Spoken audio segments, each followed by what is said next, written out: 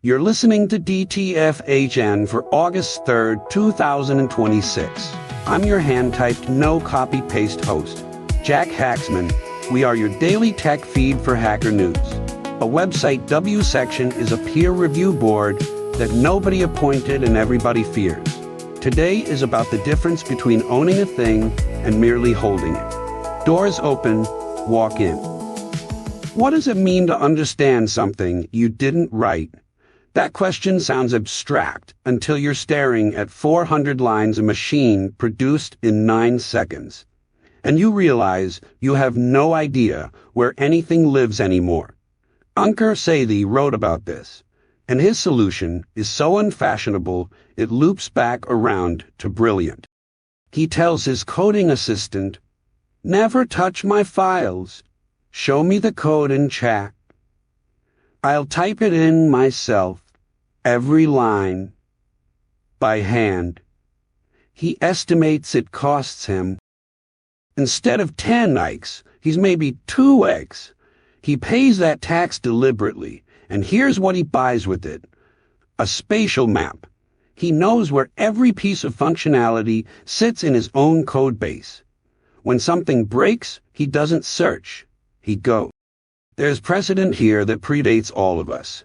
In 1978, Koenig and Ritchie published the C programming language, and the instruction was not read the examples.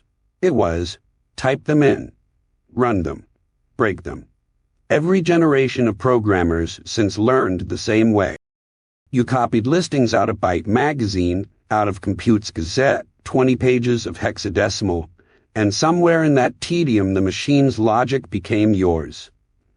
Sethi is a teenager again, told never to paste from a forum answer, and he's applying that same discipline to a fundamentally new source of code. The thing worth sitting with is what he's actually protecting, not productivity. Comprehension. There's a difference between a code base you own and one you're merely the legal custodian of. And that difference shows up the day something goes wrong at 2 in the morning. One commenter asks the obvious question, why use the LLM at all? And that misses it. He's not using the model to write code.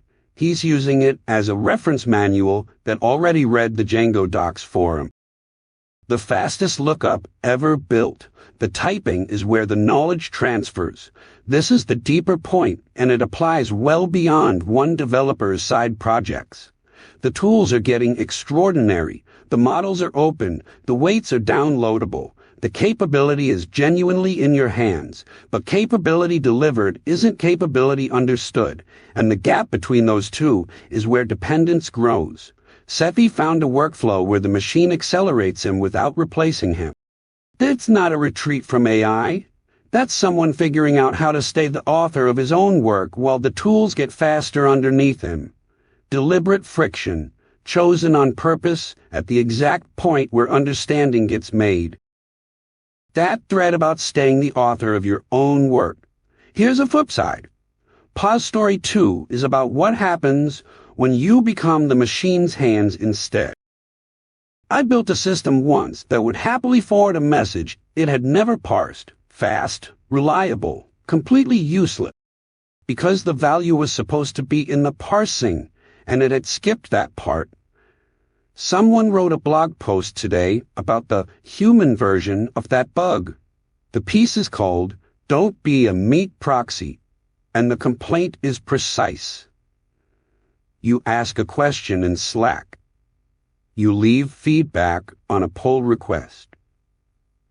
And what comes back is the words, "Claude said," followed by 400 lines of model output. Pasted verbatim. The author's response? I can talk to Claude myself.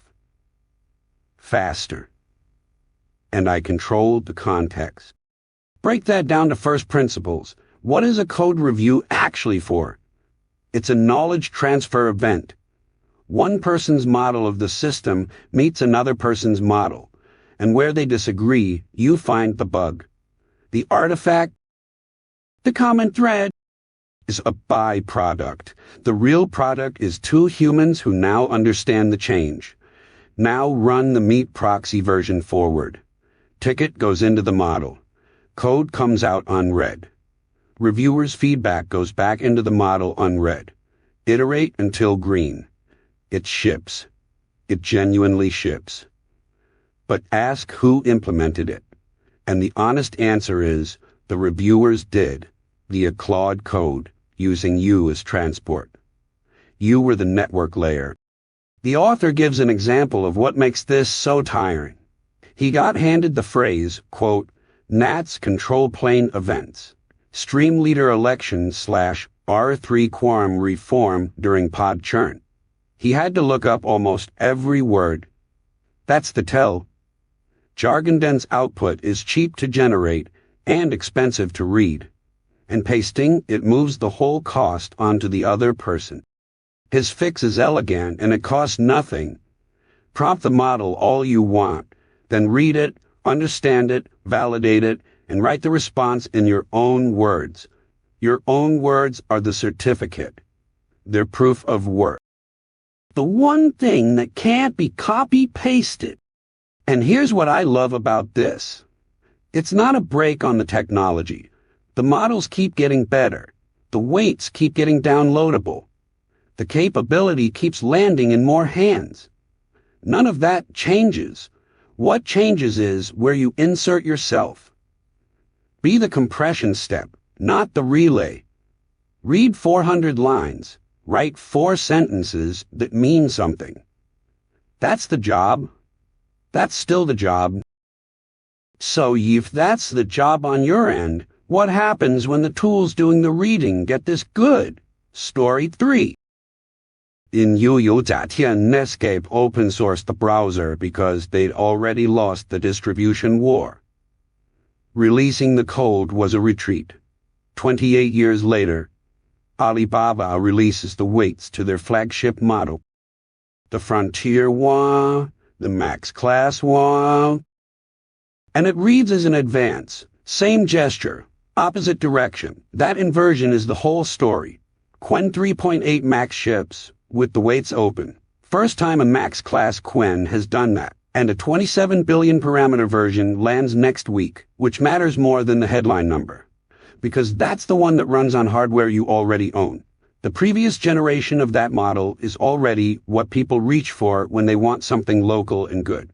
Now it gets a successor. One reader in the thread asks the question that should keep boardrooms awake. Where exactly is the moat? Every call to a language model is idempotent.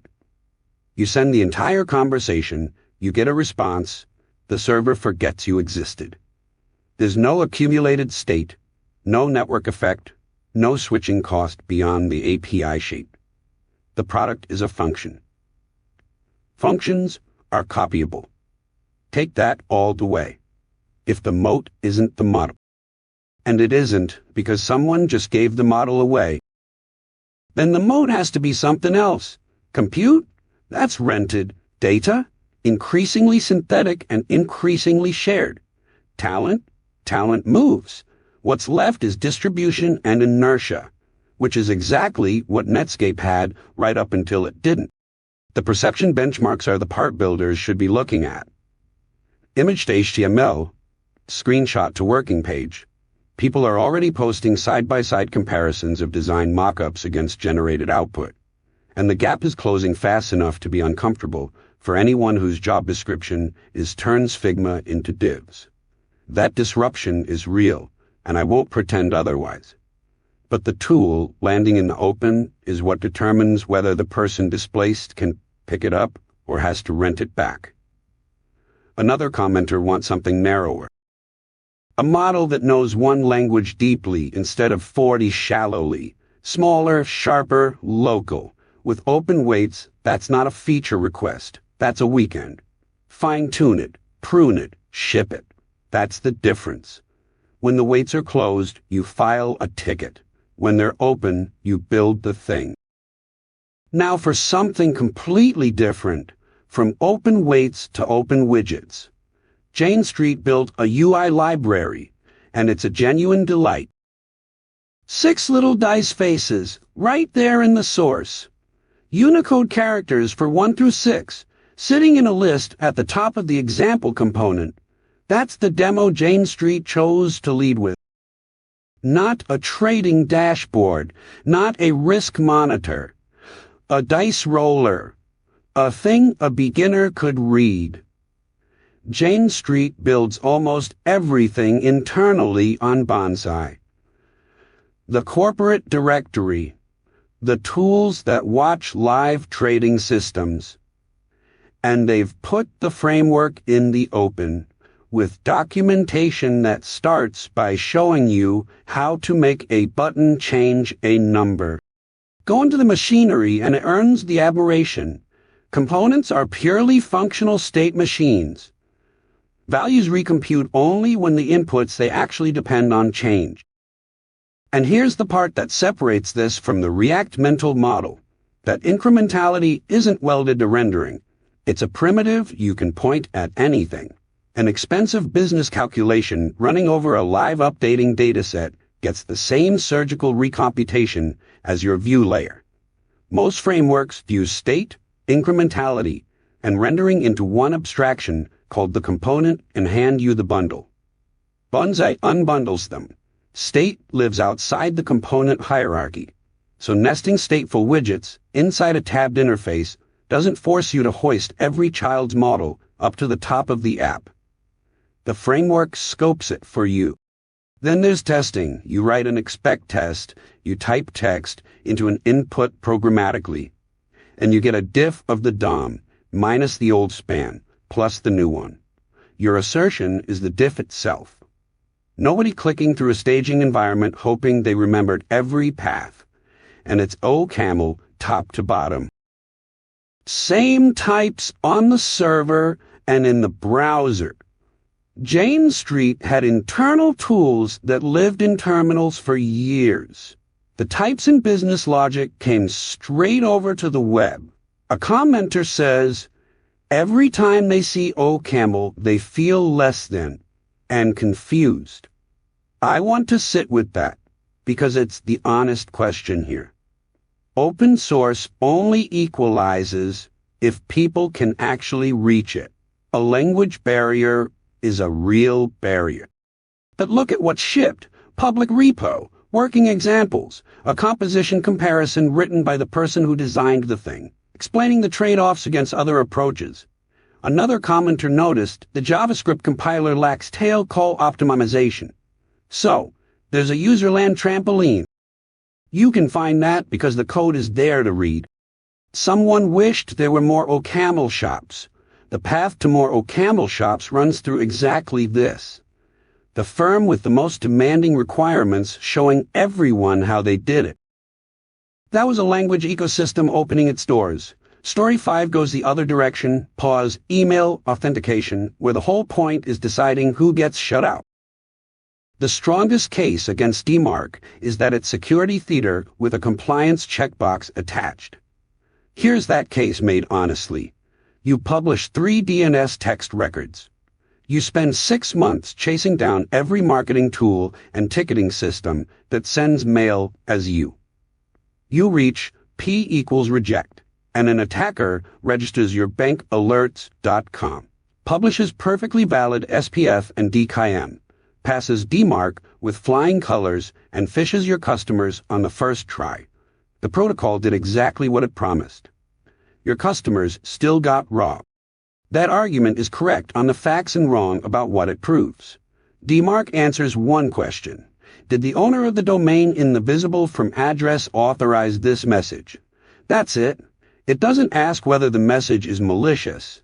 It doesn't ask whether the domain is trustworthy. It asks whether the name on the envelope matches someone who holds the keys. Narrow, Bihi, Igbal, mechanical. The complaint isn't that DMARC fails at its job. It's that people keep hiring it for a different one. The question nobody in the thread is asking, who decided the reject policy meant you were finished? Because the mechanics are genuinely elegant. 2 from addresses per message. The envelope 1, which mail servers read to route the thing and you never see. The visible one, which your mail client displays and your brain trusts. Set independently, by design, since the early 80s. SPF checks the envelope. DKIM carries a cryptographic signature with its own domain.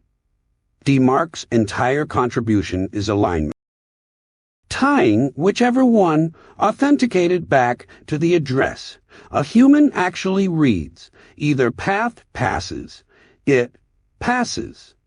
Neither does, it fails. And every piece of that is a public specification. RFC 999-9. Text records and DNS you can read with dig. A commenter asks what the go-to open implementation is these days, since DMARC has gone quiet.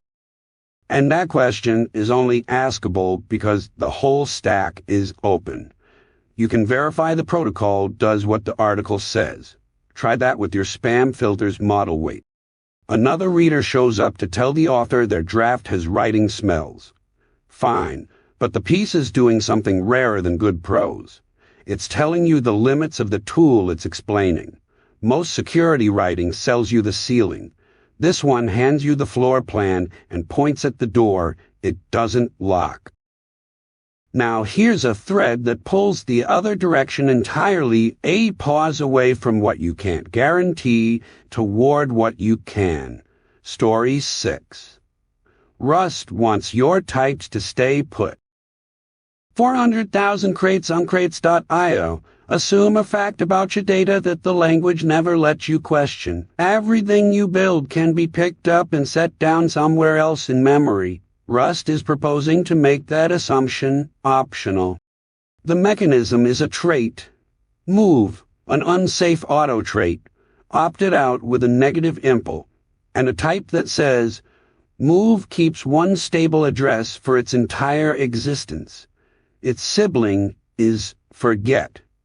A type that says, forget cannot be handed to memforget. Its destructor runs, not by convention, by type system.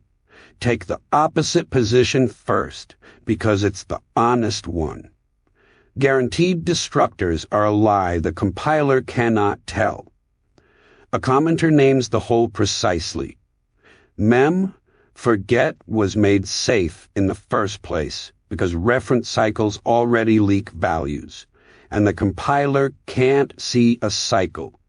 Put your forget handle in an RC that points back at itself.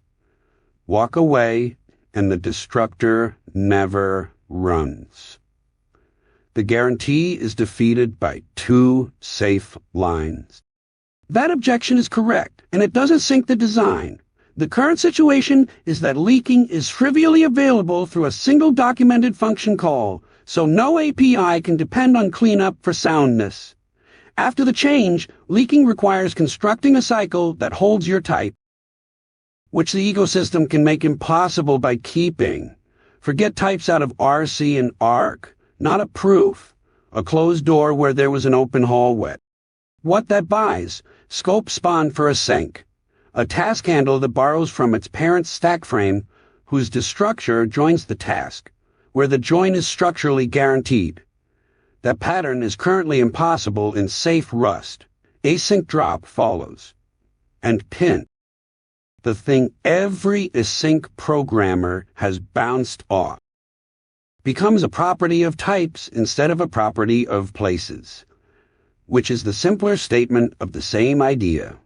The design process is worth watching more than the design. This is a project goal, not an accepted RFC. A commenter is careful to say so. Without Boats has a competing proposal putting immovability on the reference instead of the type. The champions are named. There's a Zulip channel. The tracking issue is public. And the viability test is real-world use in the Linux kernel, where self-referential types have been the sharpest edge. A language changing its most foundational assumption in the open with the counterproposal linked from the same page. That's the part worth copying. Moving on. Someone posted a link to Doom running on regular expressions, not as a punchline, as a demonstration, and underneath it, the old warning, the one every programmer has recited at least once. You can't parse HTML with regex. HTML isn't regular. Go get a parser. Both things are on the same page, and only one of them is true. Nikita Popov's 2012 piece works the seam between them. In formal language theory, regular is a precise word. A regular grammar has rules of exactly 3 shapes, and everything you can build from those shapes, a finite state machine can recognize. Natural numbers qualify. Nested tags do not. That part of the folklore is correct. But the thing in your editor called a regular expression stopped being that decades ago. PCRE has back references, look ahead, and recursion. A pattern that can invoke itself. Think about a fugue. A fugue has a subject, a short melodic line, and the entire form comes from one moot. The subject enters against itself, same melody, offset in time, and suddenly you have structure that no single voice contains. Nothing was added except the ability to quote yourself. That's recursion in a regex. The syntax barely changes. The class of things you can match jumps a whole tier of the Chomsky hierarchy.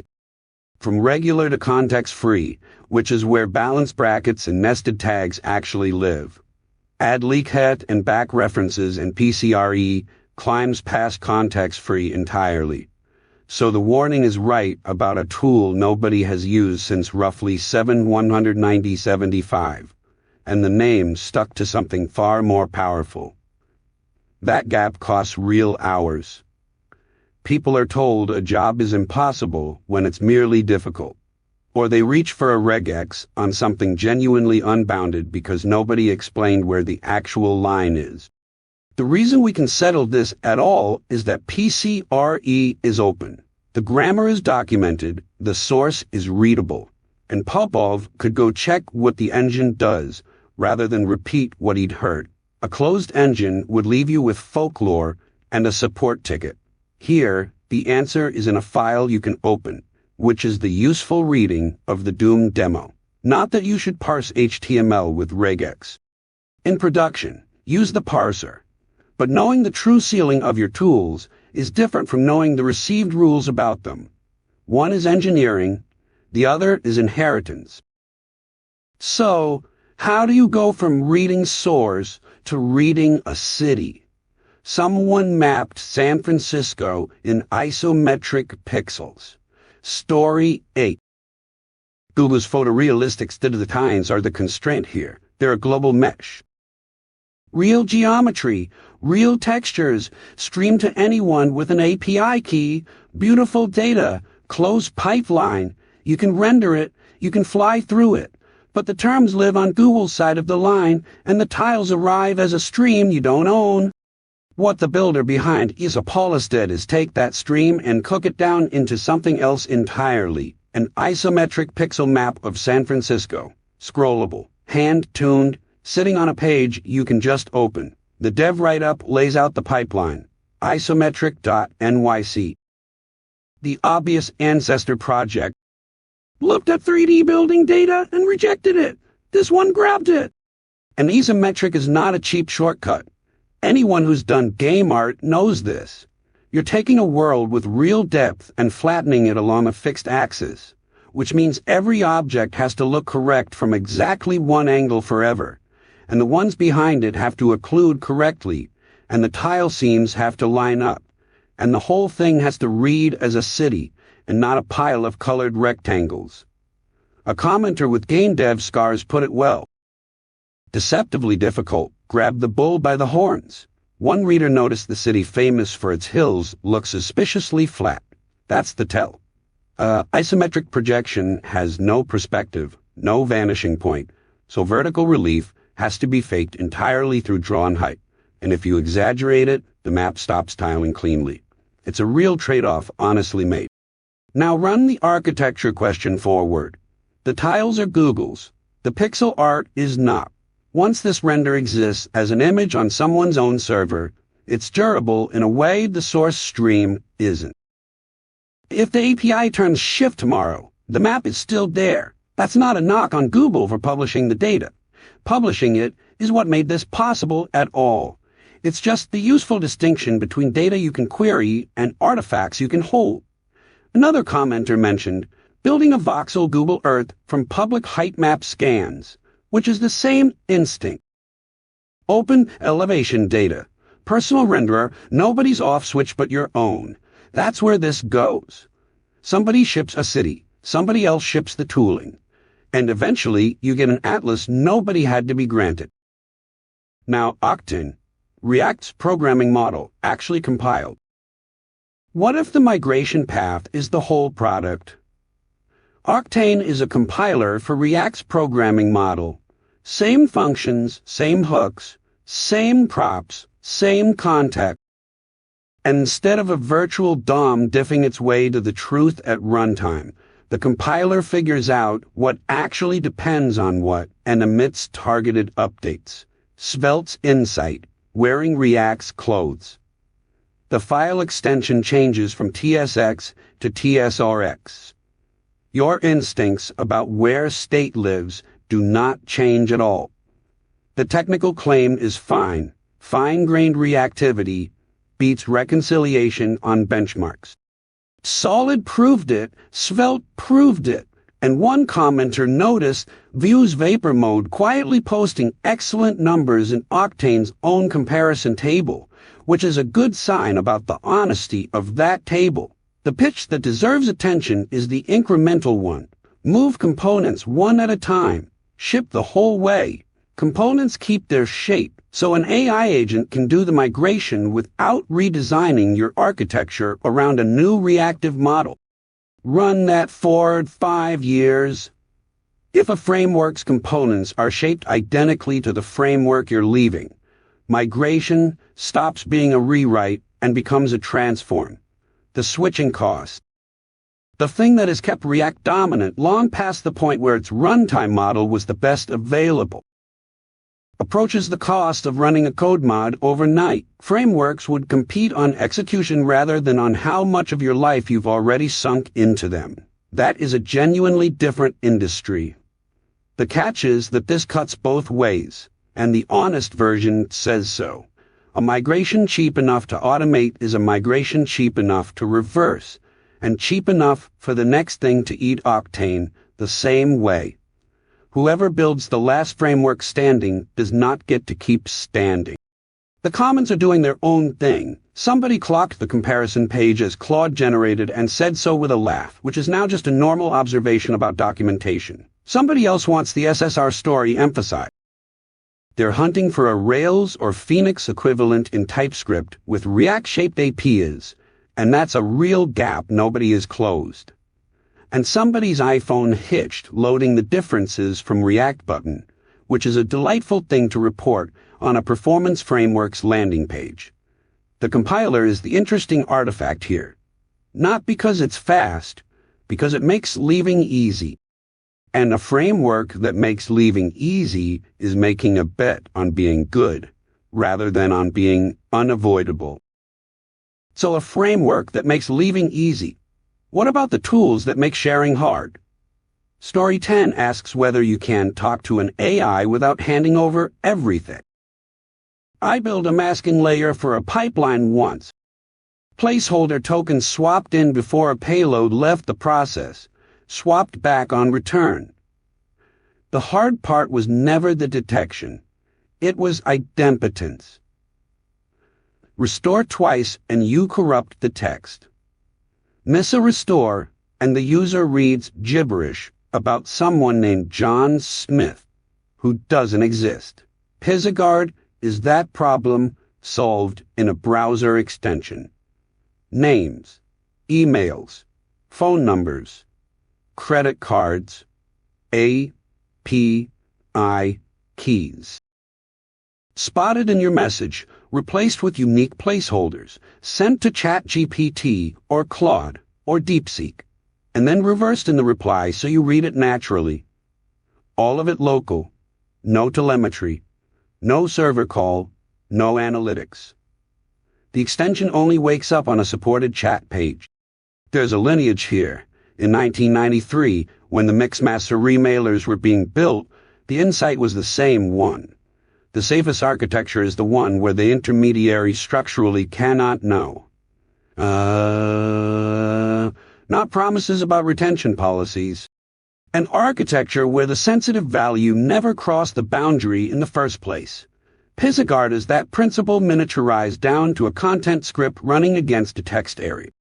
The engineering that deserves credit is the restoration map. You need placeholders that survive an LLM rewriting your sentence, reformatting it, quoting it back inside a code block. That's a genuinely adversarial round trip, and getting it right is craft. A commenter asked what the point is. Who accidentally hands personal data to an LLM? The honest answer is everyone who pastes a stack trace with an auth header in it, everyone who debugs a customer record, everyone doing their actual job. The friction of manual censoring is exactly why nobody does it consistently. Tooling beats discipline. It always has. And the shape of the solution is the thing worth noticing, not a privacy-preserving SaaS, not a proxy you have to trust.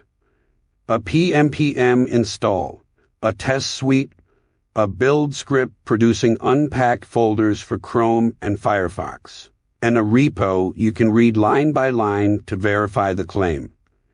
That's the correct answer to a trust problem. Put the code where people can check it. This has been your daily tech feed for Hacker News for August 3rd, 2026. This podcast is entirely AI generated. Scripts by Claude Sonnet 4.7. Voiced by Quen 3TTS. Not affiliated with Hacker News or Y Combinator. Now go build something you'd be proud to explain out loud. We'll see you back here tomorrow.